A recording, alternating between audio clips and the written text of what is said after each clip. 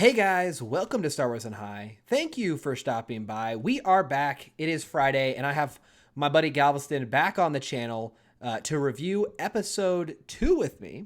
So, just a heads up, I just got off of a live stream with some other guys. So, it was Star Wars Timeline, Star Wars Explained, Star Wars Tonight. I'll put the link down below. We had a good time chatting about that, so make sure you check that out. But if you guys haven't seen this before, I like to pull up with Galveston because Galveston is what I call like an average fan. I mean, he likes most of the mainline content, has seen it. It's not a bad thing. It's not a bad thing. I just mean you haven't dived into like all the extended stuff. You haven't watched the full Clone Wars. You haven't watched Rebels. And so I really like to get someone's opinion who isn't like totally plugged in to the universe. So I will start off. I will say this is spoiler filled. So just heads up right now if you don't care, if you haven't watched it yet. I'm going to say one thing. I'm going to pass it right over to Galveston, which is I thought this episode was really good. Galveston, take it away. I really enjoyed it. I don't know about you, but I got this vibe of like Aliens, kind of like the movie Aliens, or if anybody's ever seen Pitch Black, has like Vin Diesel in it. But like I liked the vibes of the episode. It was like super dark It in certain was, yeah, it points was. too. Yeah, it was. That's what I kind of highlighted on my earlier video is. I mean, like you think animated show, you think like, oh, it's for kids, and it's not like for adults. It's not like a rated R, you know. But I mean, that was pretty dark. Like we took out some civilians, and they weren't afraid to do that. I give them a lot of credit. I really do. Yeah, I thought it was crazy. Like, not to jump into the middle of the episode, but it was like, hey, we don't want to be part of this. This is too far. And then like they kill one friend, and it's like, okay, we'll use the flamethrower on them, just to be like super clear. I thought the flamethrower was a little extra. Oh I my was like, oh gosh. my gosh. Well, I'll say just to take us off to the top. One thing I'll say in all these episodes, the show looks fantastic. I think that continues to be a high point, and I think the score is really good. I'll call that as well. But what I liked about this episode, something that they did, and we talked about this in my earlier video, is there was some parallel storytelling. Where did you notice when Omega and Hunter were going on their kind of tracking, it would kind of cut together with Crosshair taking the new group of recruits out on their mission. It was kind of like shadowing the two people like in the new kind of area of their life, and one was going a lot darker. One was being a pacifist with a moon dragon, and the other one was like gunning down civilians. So you could take two very different paths in life. Yeah, it's very. I think that's a super interesting thought. I hadn't even thought about that, but like, you know, I think this episode set up so many interesting things. Like Mm-hmm. I think one of the most interesting things is, and this could be super nothing Yeah. or super something, but was Wrecker hitting his head, Yeah. and like they made such a big deal out of that, and maybe it was just for him to make a No. boom or something, but I don't know. No, I think you're dead on because Star Wars Tonight had called that out as well, and yeah, he talked about getting hit in the head a lot, and it seems like the chip is going to be in play here, especially because it starts off with Tech being like, "Oh, I'm just finishing up this scanner that allows us to scan our chips so we can see if they're working." So I think there's definitely going to be an episode in here about removing our chips. There has to be, right? I think that they're setting that up with the bump on the head for sure. And I assume if they catch Crosshair and they want to bring him back in, they're going to have to take out his chip somehow. You know, I thought it was kind of interesting with Crosshair. It's like he misses his people, and like I was almost like starting to be like, oh, he misses like his friends, like he misses the Bad Batch, and then you see him go out into the field, and you're like, oh, he's still like He's still crazy. still doing everything. He's still a little He's out still there. unhinged. I Yeah. was feeling for him for a little bit. Well, they set up. You kind of teed us off. They set up a lot of future plot lines. I think we have the chip, but I think as well, we also have they're really going to take Crosshair to dark places. So if he's going to have a redemption arc, I mean, they're going to make him work for it because apparently he's just like I don't know. I mean, they're making him really unlikable. And what I liked about how dark he got this episode is they didn't make him kind of like the fist waggling, like, oh, I almost got the bad batch. They got away again. You know, like they're not doing that kind of thing, right? They're like, nah, they sent him on a mission. He just like killed a bunch of civilians. Someone backtalked him. He killed him as well. You're like, oh, he's hardcore. Like he's not like they're setting him up as kind of a worthy adversary, which I think is really smart to kind of set that standard early on in the show. Yeah, yeah, and I'm still digging. Just the vibes of this whole show have been great. I liked this episode a lot because the alien vibes to me is like very dark and very like I don't know. I just got this feeling that just reminded me exactly of the movie. It was great. Yeah. Well, and one thing that they also kind of planted is we had the Kaminoans, the Camino people were talking about trying to impress the Empire by making a new clone. And they seemed to imply that they needed to go get one of the Bad Batch to make it. That's kind of what I got from that. They were like, we need to get one of them because they have the genetic makeup, and that's how we're going to impress the Empire, right? Mm-hmm. You know, one thing I talked about in the live stream I just got off of is like, there's no way the Empire can leave Camino intact, right? Because they can't leave this like clone making people who someone could do exactly what they did, which is under the table create a clone army and try to have an uprising. Like the Kaminoans are going to get blasted, right? At some point in the show, it's got to end, right? They're going to like destroy the planet. Am I crazy? It's got to. And like I think it's interesting, that every time in this show, especially this episode, they make it seem like you kind of are like, maybe they're working like with Saw. Like they have these weird reactions when they mention like Saw Gerrera at one point, and I was like, but like, I mean, correct me if I'm wrong, but they're pretty much just like only about money and getting like the perfect clone, basically, yeah, right? It does seem that way at this point because they talk about we got to make sure that we impress them so this agreement can stay intact. I think is exactly what they said, and. Yeah. To your point, it's about money. About power. I mean, it's interesting. In the Clone Wars show, there are some Kaminoans on the Senate, so they do have a stake in and they're kind of. I'm thinking of one episode in particular, and she's kind of a jerk. So the Kaminoans, I think are a little bit portrayed as kind of greedy in the show. One thing that I thought was really smart about the episode is they're introducing why there would be an advantage to have non-clones, because clones just seem like a strict upgrade. Like you just pop them out, they're trained for battle, but they're talking about the loyalty. You see, because they used the clones and did a great portrayal, they have to be very suspect of clones. Their loyalty can be bought, it can be programmed, but if you recruit and if you indoctrinate, you can get better soldiers. And I'm glad they brought that up because I think that's a really important point. That was the Admiral, right? That brought that. This is supporting this planet. I don't know. Maybe it's just me, and maybe somebody else knows. But like, I kept hearing his voice, and all I could hear was Prince Charming from Shrek 2. Yeah, he's a famous voice actor. Yeah, he is. I don't know who it is. I thought the same thing. I was like, I know this guy's voice. Like I've heard him in other stuff. And they set him up as kind of an important character because they're like, you're going to run in this operation now, and Tarkin kind of pieced out. So I have a feeling he's going to be kind of a driving force in the next couple episodes. Yeah. I don't know. I'm interested to see how big of an army, I guess, that they're going to make for him to train, Like, is he going to have like a full squad coming after the Bad Batch, or is it just going to be these same like 4? I think it'd be interesting to see like a full like squad of like 20 or 30, like going the OG stormtroopers, the first stormtroopers. Yeah, first of all, I love the black armor on the clone troopers they're going for. I think that's really dope. It looks very Spec Ops, which I really like. I was thinking through this to your point. I don't know how many. I think it's 14 or 16 episodes is what's been rumored. It's like how many? Yeah, but I don't know how many seasons. And yeah, how that kind of, to me, they could tell a lot of story. I mean, I feel like 3 episodes in, they've really progressed the plot pretty effectively. And, this character with the voice of Prince Charming seems like he is going to be a major player, at least for the rest of this season. in trying to phase out the clones. So yeah, I don't know if he's going to have like a mix of, because right now we don't have enough recruits, right? We can't possibly have enough recruits yet. So is it going to be like a mix of recruits and clones, or is it going to be kind of like two small forces in conflict? That'll be interesting.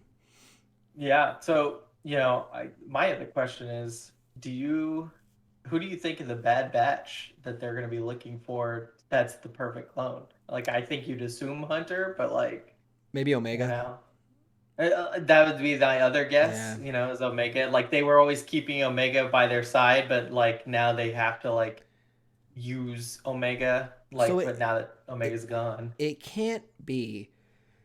Oh, excuse me. It can't be, in my opinion, Echo, because Echo's not really genetically modified per se. right? He got abducted and experimented on, and so he's not. So it has to be Omega to me. Now it's interesting though. It seems like there might be some kind of disagreement between the Kaminoan leadership because the prime minister is like, "Get the clones. We got to do this. We got to make money." And the female, I'm totally forgetting her name. She kind of let the Bad Batch escape, and she didn't Yeah. seem thrilled when he suggested that idea. So I'm wondering if there's going to be some kind of tension there as well. It seemed like it was kind of hinted at. Yeah. I mean, but I'm really digging the show. I haven't had a Yeah, slow episode yet. I mean, I, I it's thought been this. good. I thought it was very effective with its time. It was 28 minutes. I thought the pacing was quick. I thought the episode went pretty quick. I thought I even like how they kind of, because like the Omega running off and encountering a moon dragon and taming it. That's not like super groundbreaking, interesting stuff. But the way they kind of intertwined it with Crosshair's kind of like really extreme measures, I thought actually kind of worked to its credit. It helped it have like a balance where it was like something subtle and maybe expected, something kind of bold and wild. And what Star Wars Explained called out on the video was that explored. I'm sorry, is that it was interesting the way that they showed like Crosshair coming, soldier killing people, and she kind of solved the issue literally with light. It was like she was not only a pacifist and didn't actually fight it, but she used literally a flashlight as like kind of her means of it was kind of the light cutting through the dark, which kind of quelled the problem, which could have been some The kind of on the beast, nose symbolism. You know what I mean? It was kind of some symbolism, which which I they thought was do a interesting. lot. Mm-hmm. They do that a lot, so that makes sense. It But is I think the setups are great for this episode. it is a kid show, so sometimes stuff can be obvious. But is it a kid show? That's the kind of the flip side here. I'm like, I don't know. I can I kids. don't know. You watch the burning civilians. It's like maybe. They had the flamethrower torching them up. That was I did think the flamethrower part was funny. Like you couldn't just shoot them. You were like, burn them alive. Yeah, that was just my thing. It's just like okay, killing them is a little far, and then they're like, okay, we'll kill them, but like we're gonna shoot and flamethrower, just do it all, just grenade. Yeah, exactly. Yeah, drop a tactical airstrike like on the people. Yeah, blow up the planet. It's Oh just. my gosh. Yeah, But that's I funny. think, leading forward, Crosshair's story is gonna get way more interesting because I'm wondering if Crosshair is gonna be able to maybe fight back himself, Hmm. or if, even something like, what if the chip isn't having as much of an effect on him and he's really just doing what he wants to Just a do jerk. Yeah. for once? Yeah, and like, and that's like the Bad Batch is like, oh, we're trying to save you. Let's get your chip. It's like, listen, we don't. The chip's not doing anything. It's just me. That would be kind of fun. I burned people alive for sport. Exactly. It's just what we It's do. just what we do. Yeah, I would be, I think it's really smart what they've done with Crosshair. I mean, originally when I saw that, it was like, oh, he's like the one behind. I thought he was going to be like following behind them every episode, like showing up always late. I do Like, too. oh, I was one step behind him. And, like when we went to go see Cut last episode, I thought he would like show up right after they left. And no, they're not doing that, which I actually kind of like. Like, the Empire is not currently desperately hunting for the Bad Batch. Now, they're going to start but it's going to be the Kaminoans, I think, first. Because I think the Kaminoans want them so they can use their DNA. Because they even said this episode they're not going to come willingly. So they're going to have to go. So it's going to actually not be the Empire chasing them at this moment. It's going to be kind of the Kaminoans. So that's interesting. I assume they're going to use clones. right? So Like they send in clones. yeah, so it'll kind of be like a clone battle, which will be kind of interesting because so many times in the Clone Wars, they do a lot in the Clone Wars to make the clones sympathetic and part of the family oriented, and they were killing droids half the time, or droids were killing them, so it was kind of detached. But to have the Bad Batch kind of kill their brothers, that's kind of a different ball game. So it'll be interesting if they kind of keep with the dark tone. Yeah, well, and I noticed they just everyone hates everyone in the show. The clones hate the Bad Batch hate the clones. The Humans hate humans, the clones. like that one dude was talking to Crosshair and was just already mad. Yeah, he He's was like, ramped up. you think you're gonna lead us?" I was like, "What Crosshair, dude? Like, man, he just came Yeah, in strong. He was that like, right, I'm taking over." my only thought there was I had two thoughts. One was like he made a comment as well about how the Empire is already doing more for them than the Republic ever did. You might have, he was like, so I kind of wonder if like average soldiers were kind of pissed off that these like clones who aren't, quote, real people got special treatment, like, oh, they were like, treated better or whatever. Maybe there's some tension there because we had the same conversation in the live stream. My other thought is just like, maybe the idea of clones in general, like they're not real, you know what I mean, like they're not real people. And it's kind of like how I'm trying to think of other shows that have played with that. I think, speaking to segue, like the Alien series, like Prometheus, Alien, Mhm. androids are treated really crummy, like because they're not Yes, real. they're It's kind of lower like that. being. Yeah, Yeah. it kind of reminds me of that. Oh, and one thing, like the Empire was modeled after Nazi Germany, right? And so there's always like, did you notice the lack of aliens in the Empire? Um, in the original trilogy. Now that's kind of changed over time, but not really. Like it's still. I mean, think about the First Order. 90% of it is humans in the sequel trilogy. I mean, Well, I don't know if you noticed they like whenever they're talking about the clones, like even if they have like known names, it's like they only call them their clone. numbers, Yeah, like clone number, yeah. blah blah blah blah. And so like that's kind of almost the clones are starting to gain like some sort of, and I'm sure they expand on this in Clone Wars quite a bit, but like they're gaining this independence, Yeah, but they're not being seen that way still. It's like, well, you're just a clone number yeah. machine person thing. You know what I mean? It's like I do. they just see him as lesser. I do, and it's I don't know. It's a dark show, and that kind of feeds into it. So, thinking ahead, I think I definitely think we're going to get some plot line here, obviously, about the Kaminoans trying to get. I imagine they're going to grab. In my head, I think they might grab Omega and there'll be a hunt to go save Omega. It just seems like kind of the That obvious makes route. sense. I'm with you on the Wrecker head thing. They made a lot of attention to him getting boinked in the head, which seemed, especially for the tank.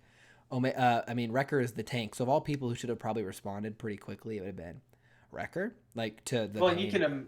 you can imagine like a scene where the chip like turns on in him, and so all of the Bad Batch are having to fight him at the same time, and that could lead into something like Omega being like trying to reach out to him and be like, "Listen, this isn't you," and maybe they can fight their chips. Yeah. Maybe that's where it leads Oh, in. yeah. Chips are there, and they can fight back in their chips if they think about it hard enough or feel and like have these moments.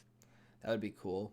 I'd like to see that. And there's going to be some plot point there. We know there's going to be some plot point around the chips in general, again, because of the chip scanner that was hinted at the beginning of the episode. I'm very curious. So in the Clone Wars, they go to, and I don't want to spoil it for you, but they go do a lot of places, do a lot of things. I mean, I'll just say there's visits. There's a lot of visits to Mandalore. There's entire plot lines around Mandalore, which is awesome. So someone suggested, earlier, like, are there going to be like that kind of stories here? Like, are we going to see the Empire siege Mandalore? You know what I mean? Like, are we going to have the Bad Batch involved? Maybe they're with the Mandalorian people defending them. Like, there's so many things they can still do if they want to, because this era of the galaxy is not super well explored yet. So this is our first really chance to do it. Yeah, and you can make so many timelines like come in, like what caused this to happen? This is Yeah. what caused that to happen. Like you can make it happen that way.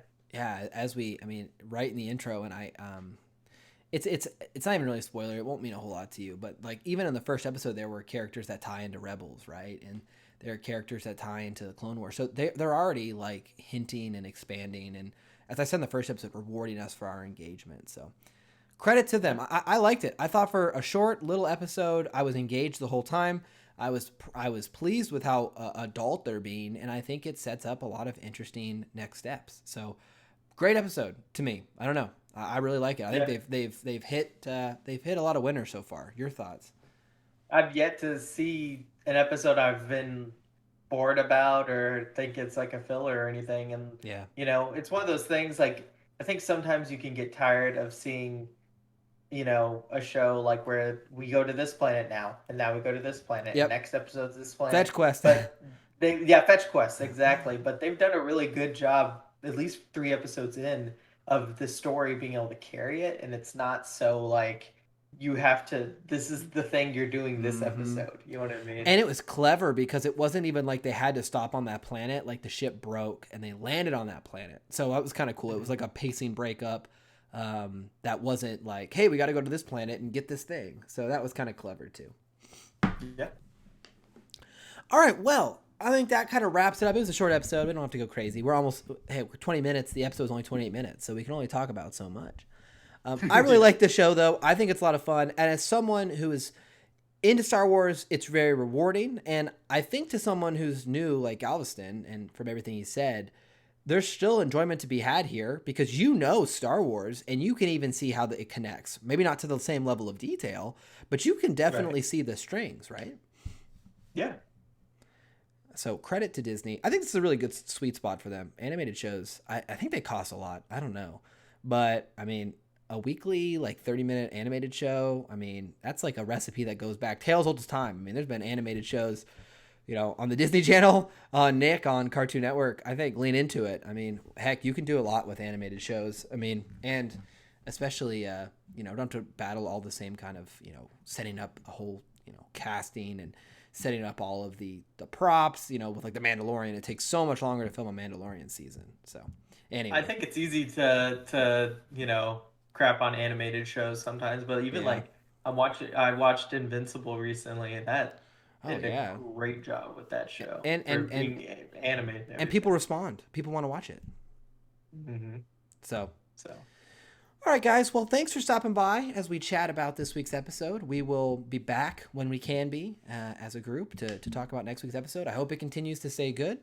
Until then, make sure you like and subscribe, and we'll see you then. Thanks, guys.